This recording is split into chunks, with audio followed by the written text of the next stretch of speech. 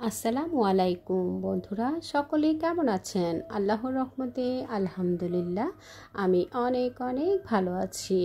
বন্ধুরা, আজ আমি ভীষণ লোভনীয় স্বাদের একটা মজাদার রেসিপি তৈরি করে আপনাদের সাথে শেয়ার করব। আশা করছি সকলের কাছে আজকের এই রেসিপিটা খুব ভালো লাগবে। আজ আমি তৈরি করে দেখাবো গরুর মাংসের ভর্তা। অনেক রকমের ভর্তা তো খেয়েছেন, একবার হলো এরকম এই গরুর মাংস দিয়ে একবার ভর্তা করে তৈরি করে খেয়ে দেখুন, অবশ্যই আপনাদের কাছে খুব ভালো লাগবে। বন্ধুরা, গরুর মাংসের ভর্তাটা আপনাদের কাছে যদি একটু হলে ভালো লাগে, প্লিজ বন্ধুরা আপনারা আপনাদের টাইম লাইনে শেয়ার করে দিয়ে আপনাদের ফ্যামিলি ফ্রেন্ডসকে দেখার সুযোগ করে দিবেন। গরুর মাংস ভর্তা করার জন্য আমি এখানে 2-3 টুকরা গরুর মাংস নিয়েছি, কিছু কাঁচামরিচ নিয়েছি, আদা নিয়েছি, পেঁয়াজ এবং রসুন, আর নিয়েছি কিছু শুকনো মরিচ। এই উপকরণগুলো দিয়ে আজকের এই ভর্তাটা আমি তৈরি করে নেব। তো মাংসটাকে আমি একটা ছুরি দিয়ে এভাবে কেচে কেচে আমি কিমা তৈরি করে নেব। বন্ধুরা, 2-3 টুকরা মাংস দিয়েই কিন্তু আপনার পুরো পরিবারের খাবার, একবেলা খাবারের জন্য যথেষ্ট হয়ে যাবে। তো মাংসর টুকরাগুলোকে আমি এভাবে করে ছুরি দিয়ে এভাবে কেচে কেচে আমি কিমাটা তৈরি করে নেব। আপনারা চাইলে শিলপাটাতে থেতো করে নিয়েও কিমাটা তৈরি করে নিতে পারেন। মাংসের টুকরোগুলোকে আমি আগের থেকে খুব ভালোভাবে ধুয়ে নিয়েছি এবং এভাবে কিমা করে এখন আমি সেদ্ধ করে নেব। তো আমি এখানে 2 রকমের ঝাল ব্যবহার করব, কাঁচামরিচের ঝাল এবং শুকনো ঝাল। আমি এখানে 4টা বড় পেঁয়াজকে এভাবে একটু ডুবো ডুবো করে কেটে নিয়েছি, 2টা বড় রসুন নিয়েছি, আর নিয়েছি কিছু শুকনো মরিচ। বন্ধুরা, ঝালটা আপনারা আপনাদের পছন্দ অনুযায়ী বাড়িয়ে কমিয়ে দিয়ে এই ভর্তার রেসিপিটা তৈরি করে নিতে পারেন। ভর্তা সাধারণত একটু ঝাল ঝাল হয়, একটু ঝাল ঝাল হলেই কিন্তু ভর্তার স্বাদটা অনেক গুণ বেড়ে যায়।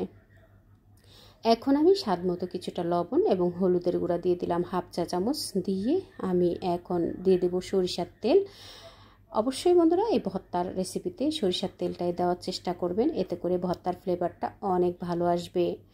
আমি এখন সাথে দিয়ে দিলাম 1/2 চা চামচ গরম মশলার গুঁড়ি। এটা আমার হোমমেড গরম মশলার গুঁড়ি, আপনারা চাইলে বাজারের কেনা গরম মশলার গুঁড়িটাও ব্যবহার করতে পারবেন। তো আমি এখানে সরিষার তেল 3 টেবিল চামচ দিয়ে একটু ভালোভাবে নেড়ে আমি রাইস কুকারে মাংসটাকে সেদ্ধ করে নেব। বন্ধুরা, আপনারা চাইলে প্যানে যে কোনোভাবে মাংসটাকে সেদ্ধ করে নিতে পারেন। তো বন্ধুরা, আমি এখন সবগুলো উপকরণকে হাতলটা দিয়ে একটু নেড়ে চেড়ে একটু ভেজে নেব। একটু ভেজে নিয়ে এরপর আমি 1 কাপ পরিমাণ গরম পানি দিয়ে মাংসটাকে সেদ্ধ করে নেব। এমনভাবে আমি পানিটা দেব যাতে মাংসটাও সুন্দরভাবে সেদ্ধ হয়ে যায় এবং পানিটাও সুন্দরভাবে শুকিয়ে যায়। তো বন্ধুরা, আমি কিছুক্ষণ এভাবে নেড়ে চেড়ে জাল করে নিয়ে এরপর আমি এখানে 1 কাপ পরিমাণ গরম পানি দিয়ে দেব। বন্ধুরা, অবশ্যই গরম পানিটা দেবেন, এতে করে মাংসটা খুব সহজে দ্রুত সেদ্ধ হয়ে যাবে। আর এই মাংসটা এমনিতেও খুব দ্রুতই সিদ্ধ হবে, যেহেতু আমরা এখানে কিমা করে নিয়েছি। আমি এখানে 1 টুকরো আদাকে এভাবে বড় সাইজ করে কেটে নিয়েছি। আপনারা চাইলে ছোট ছোট সাইজ করেও কেটে আপনারা ভর্তাতে ব্যবহার করতে পারেন। রসুন 2টা দিয়েছি এবং দিয়েছি 4-5টা পেঁয়াজ। দিয়ে আমি আমার প্রয়োজন অনুযায়ী মশলাগুলোকে দিয়ে এরপর আমি এখন কিছুটা পানি দিয়ে দিলাম। দিয়ে এরপর আমি এখন ঢাকনা দিয়ে ঢেকে একেবারে পানিটা শুকিয়ে যাওয়া পর্যন্ত জাল করে সেদ্ধ করে নেব। বন্ধুরা, আমি মাঝে মধ্যে ঢাকনা খুলে আমি মাংসটাকে একটু নেড়ে দেব, এতে করে মাংসটা সব সাইডে সমানভাবে কুক হয়ে যাবে।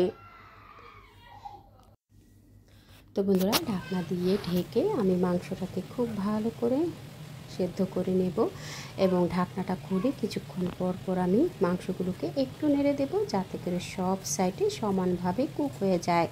পুরোপুরি পানিটা শুকিয়ে যাওয়ার পরে আমি এরকম একটা ছড়ানো প্যানে আমি আবারও একেবারে ভাজা ভাজা করে নেব যাতে করে সম্পূর্ণ পানিটা একেবারে সুন্দরভাবে শুকিয়ে যায়। মোট কথা হচ্ছে একেবারে শুকনো শুকনো করে নিতে হবে, তা না হলে ভিজা ভিজা থাকলে কিন্তু খেতে ভালো লাগবে না, পানসা পানসা লাগবে। তো একেবারে শুকিয়ে যাওয়া পর্যন্ত যখন একটা ব্রাউন কালার হয়ে আসবে এবং একটু পোড়া পোড়া দেখতে দাগ দাগ হবে, গোল্ডেন কালার একটু দাগ দাগ হয়ে যাবে, ঠিক সে সময় পর্যন্ত মাংসটাকে সুন্দরভাবে নেড়ে চেড়ে ভেজে নেব। তো বন্ধুরা, এভাবে সুন্দরভাবে ভেজে নেওয়ার পরে এরপর আমি ব্লেন্ডারে ব্লেন্ড করে ভর্তাটা তৈরি করে নেব। আপনাদের যদি সম্ভব হয় তাহলে অবশ্যই কিন্তু শিলপাটাতে বেটে ভর্তাটা তৈরি করে নিতে পারেন। তো আমার যেহেতু সেটা পসিবল না, আমি ব্লেন্ডারে ব্লেন্ড করে আপনাদের সাথে শেয়ার করব।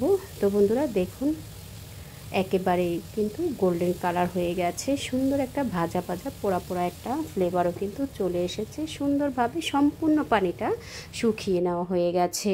একটু ঠান্ডা করে নিয়ে এরপর আমি ব্লেন্ডারে দিয়ে দিলাম। ব্লেন্ডারে দিয়ে আমি ব্লেন্ডারে কিছুক্ষণ ঘুরিয়ে নেব।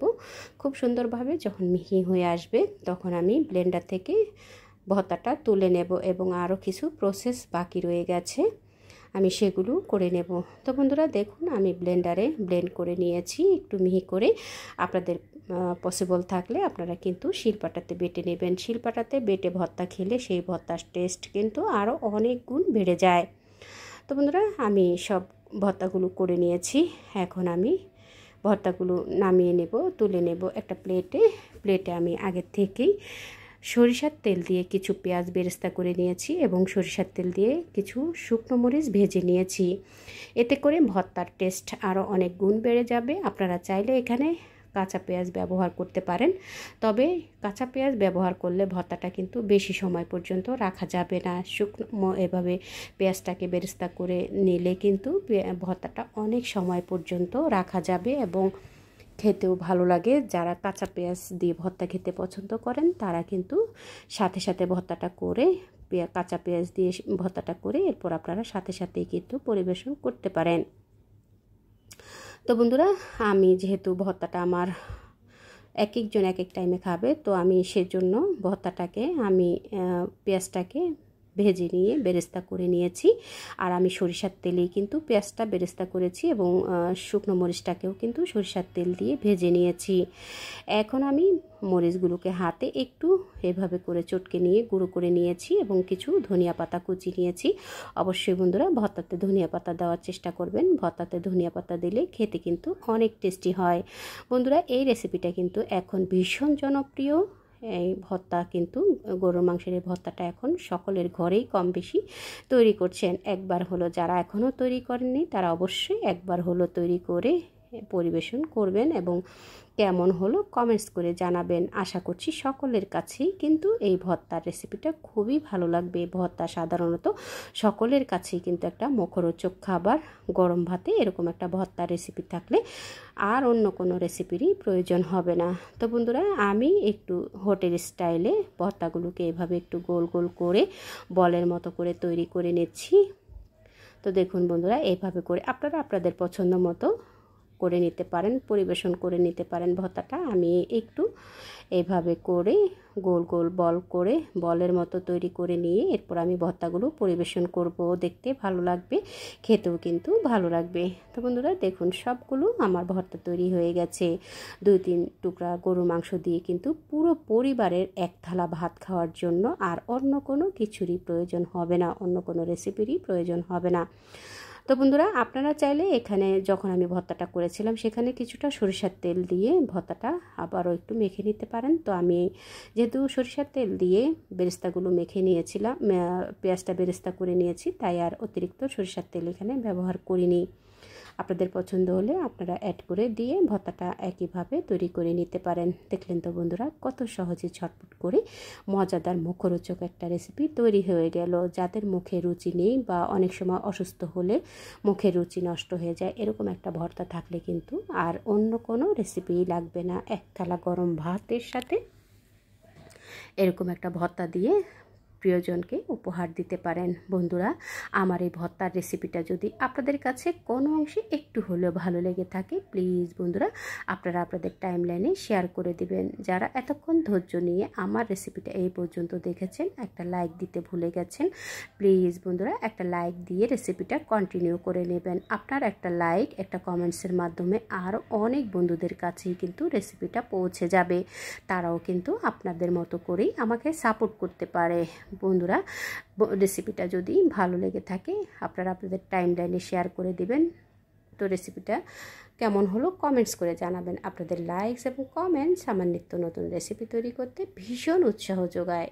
যারা আমাকে আগের থেকে সাবস্ক্রাইব করেছেন, এখনও সাপোর্ট করে যাচ্ছেন, সবাইকে অসংখ্য ধন্যবাদ জানাই। যারা নতুন ভিজিট করছেন তাদেরকেও আমন্ত্রণ রইল নতুন নতুন রেসিপি দেখার জন্য। দেখা হবে পরবর্তী কোনো রেসিপির সঙ্গে। সেই পর্যন্ত সকলের সুস্থতা কামনা করছি।